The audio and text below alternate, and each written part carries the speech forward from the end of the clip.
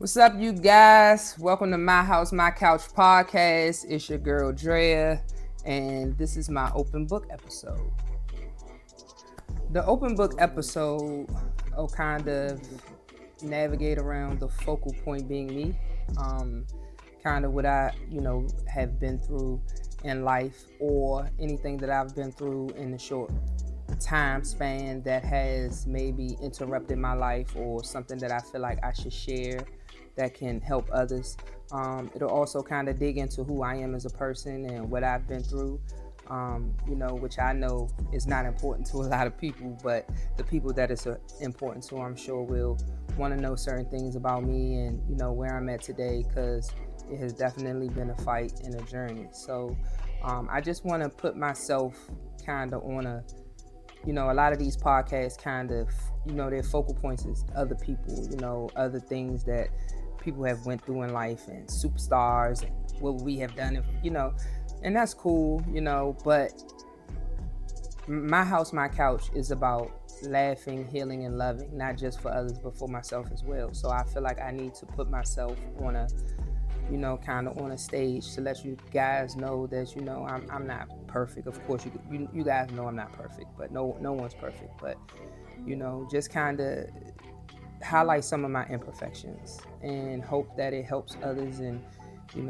make others feel good and make other people laugh.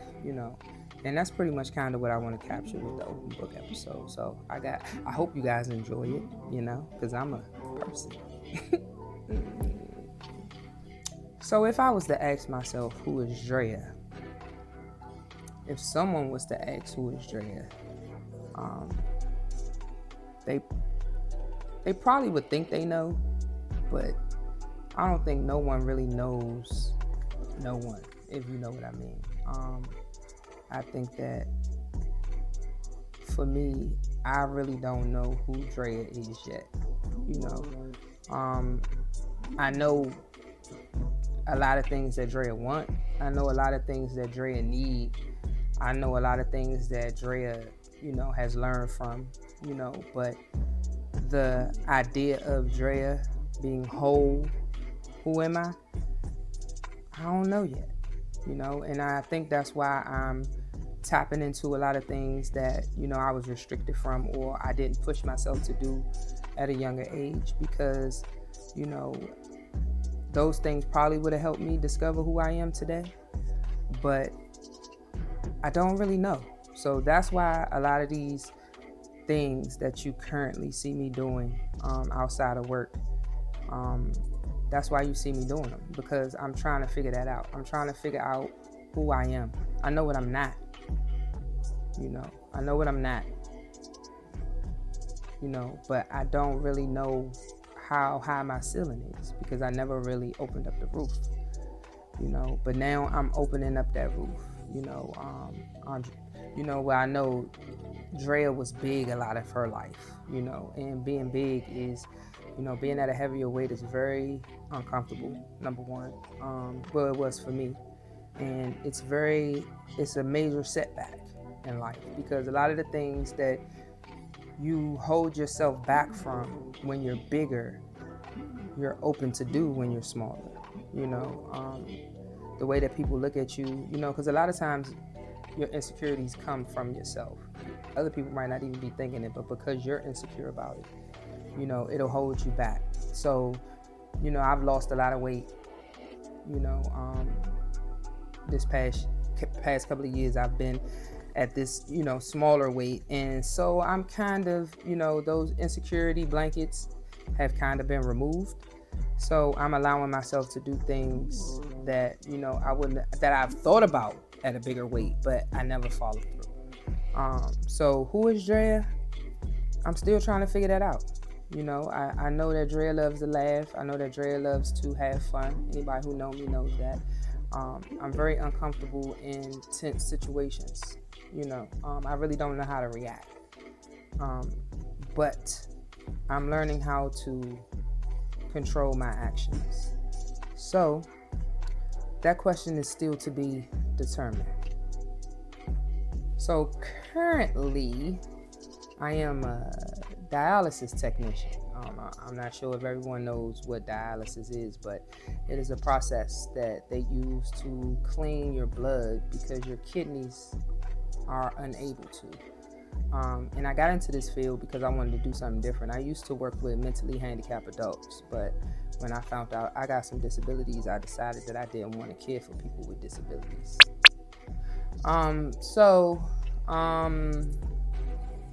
Now I'm working in a dialysis center where I am a tech.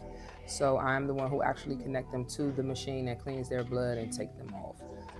And it's a fun job for the most part. You know, you have to deal with a lot of death. You have to deal with a lot of people with medical conditions and older people. But you know, I'm a people person. So you know, I'm a people person. So people naturally gravitate to me. So I have great relationships with, you know, the patients there, you know, and I love it. I like it. You know, the schedule is bomb. If I could change some things, yeah, I would, but nothing can be perfect, you know. So, yeah, that's what I do. Now, I also take care of my dad. My dad, he'll be 82 on Wednesday. Yeah, kudos to him, man. That's big fly. That's big fly right there. I want to get up there with him. But yeah, I take care of him. You know, my dad was diagnosed with cancer last year. And it was tough, but we got him through it. And you know, he currently lives with me, and basically I just, you know, wash them balls. You know, amongst other things.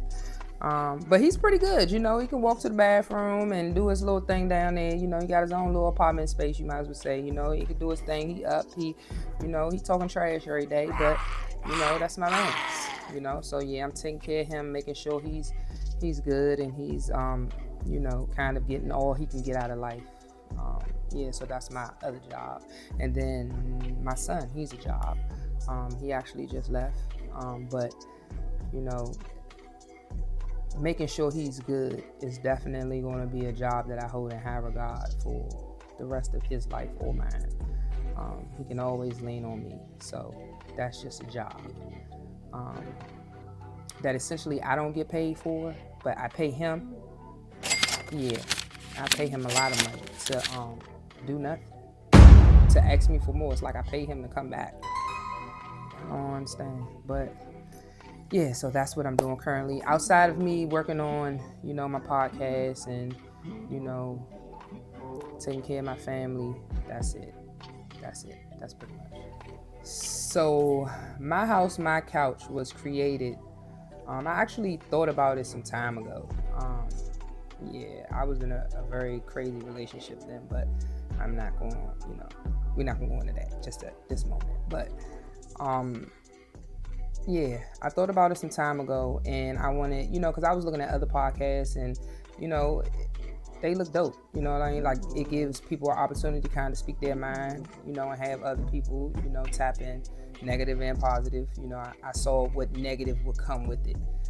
So I know it's not all peaches and cream, but I pretty much thought that it would be dope for me to kind of highlight some things that people don't normally highlight, which is normal people. Like, it's not about stars. It's not about who got the most views and likes on, you know, it's not about that. It's really about bringing genuine people to this couch to help them help me. You know, it's not just about helping, you know, others, and, you know, it's about helping me too. So I want to have good people, good vibes on this couch. I want to laugh. That's why you can, you know, you can drink on my podcast. You know, you can smoke on my podcast. Like, it's open to people just being comfortable and being themselves. If you come over here and you get trashed and we cut on the camera and you okay with it, then that's fine. You know, people are people. People are normal people. So I wanted to create a safe space where people can really be okay. You know what I mean? Kind of sort of like Drink Champs, but, you know, Drink Champs, they kind of go into, like, is more of a higher, you know, higher class of people. You know, we're normal down here, you know, and we don't really have a voice, you know. So just bringing people who you wouldn't think, people who you didn't know you can learn from, people who you didn't know was going through anything, just to open up people's eyes and let them know what's really going on out here. In the mix of having other conversations and topics, everybody, has something to talk about. But the couch is open. It's an open book couch, So I made it just to have a safe space for people to vent, for people on the outside to heal, and just to create that, that vibe that people can get into and laugh, because, niggas always got something to say. Okay, so in addition to My House, My Couch, I also have started to create I wouldn't even call it a clothing line, because clothing lines are like lines that, people essentially make to put out to the world. And right now it's just for me, just to express myself and express, how I love colors and how I love positivity. So it's called Why I Hate, and, it's going to be revolved around colors, positivity, because people just be hating all the time, and it's just a waste of time, a waste of energy, because you don't get nothing from it. You don't get nothing from it. You know what I'm saying? I'm about love and peace. I don't want no drama. I don't want none of that. So Why I Hate was just created to kind of show my side of things and how I feel through clothes. It's also available to like my family and friends and people who, might have something they want to get off their chest and put on a shirt. So yeah, so you guys will see me in that a lot, so now I don't wear designer, I wear my designer. Thank you. All right, so the music thing, I posted a video of me doing some music or showcasing kind of something I did. Music was always an outlet for me. I don't know about y'all, but sometimes when I get in the car, I might hit a J. Oh, sometimes if I'm like, music inspires me. It inspires my day. Whatever is on in the morning can change my whole perspective on the day. I don't think you guys know. Like when I hear certain music, it opens up my ears to a point where I can hear instruments and don't let me be smacked. Oh God, I can hear the if it's cymbals, if it's I'm hearing it. It's like, I don't know, it's like some weird freaky shit. I don't know. But music has always impacted my life. When I was 13, I had wrote my first rap and I said it for my brother. And BB was like, oh shit, okay. Oh God, I shouldn't have did that. He had me rapping everywhere. Dreya rap. When people find out I can rap, Dreya rap. I used to rap all the time for his friends, all that. Bust this joint, this is the beat, hit this beat. And I used to rap and they used to be like, oh. So it was something I was always into, but as you get older, time turning to time, and you start adulting, and bills is due, and you at work and you tired when you come home. So I just kind of let it fade, but it was a really, really good outlet for me, because it allowed me to put my thoughts on paper, and it allowed me to turn it into something that I love a lot, which is music. And it's something that I never should have got away from. I should have kept doing it, but I'm not dead. So, hey, it's never too late. So, don't be mad when y'all see me on that move. Yep. Okay, so this is where the cow meets the goat. So, relationship status. So, yes, I am currently in a relationship. A beautiful one, might I add. Yes, it's very, very healthy, and I never really understood healthy and how a healthy relationship could impact and change how you think, how you move, how you start your day, how you end your day. Is a relationship plays a big factor in that. You can have a great day at work, but if your home life ain't together, you're gonna have a bad night. So the idea is to create a life where you're comfortable, to create a life where you can, come home and kick your feet up, and you ain't got to worry about somebody saying this or somebody saying that, or is this gonna happen? Somewhere where where you can walk in, and that person loves you just as much as they loved you this morning. They gonna kiss you and hug you, and your dinner's gonna be ready, and a smile gonna be on their face, and You know, it's like, to me, a healthy relationship is like, it's like mandatory. So mandatory that if you don't have it, if you're in an unhealthy relationship, like, you can end up in jail. Which puts me to my last relationship. And I think that's why I'm so hell-bent on having a positive relationship, because having an unhealthy relationship compared to having a healthy relationship is it's tough. You know, unhealthy relationships, toxic relationships can be difficult, you know, because they leave scars, they leave trauma, they make it difficult for the next person who could be healthy to come in, because you have picked up all these unhealthy habits trying to put yourself in survival mode. My last relationship, I was in survival mode, you know, and it's not to say, you know, that the last person was a bad person. You know, she just wasn't for me. You know, we just didn't see eye to eye on a lot of things, and that can be dangerous. You know, when people are constantly arguing and constantly going at each other, and you guys don't have a healthy relationship outside of the relationship, you know, like, it's just not good, you know. And being in that for so long, you know, made it so that I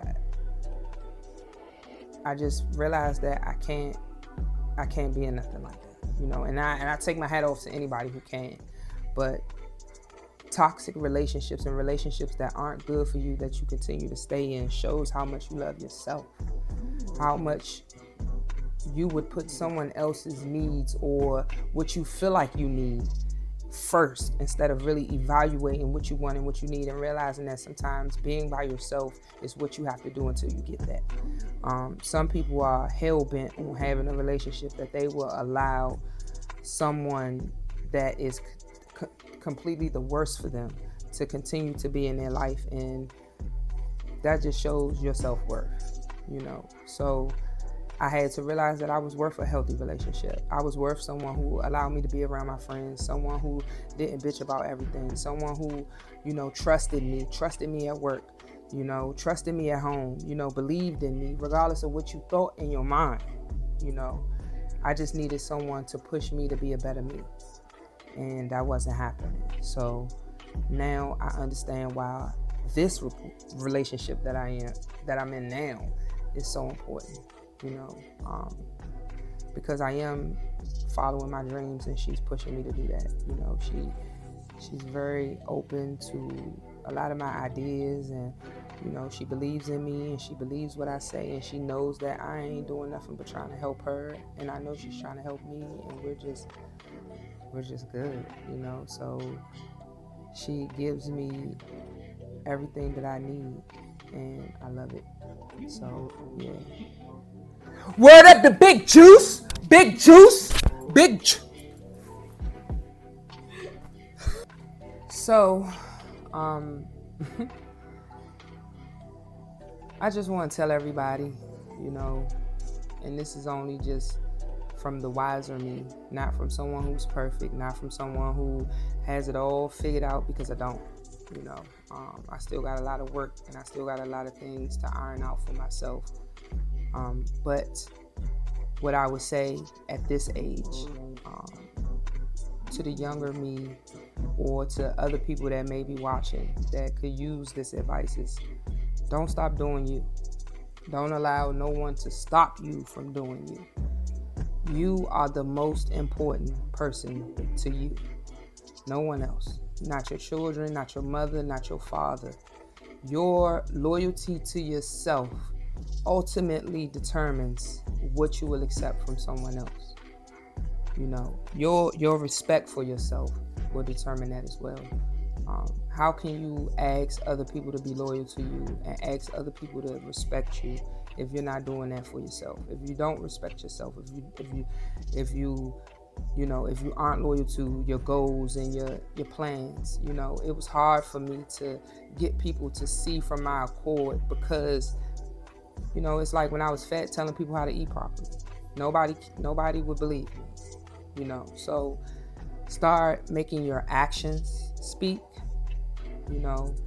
and, do less talking unless it's about those actions you've completed or the actions you are working to complete. And just stay dedicated to yourself first. Everybody else can wait. Bottom line.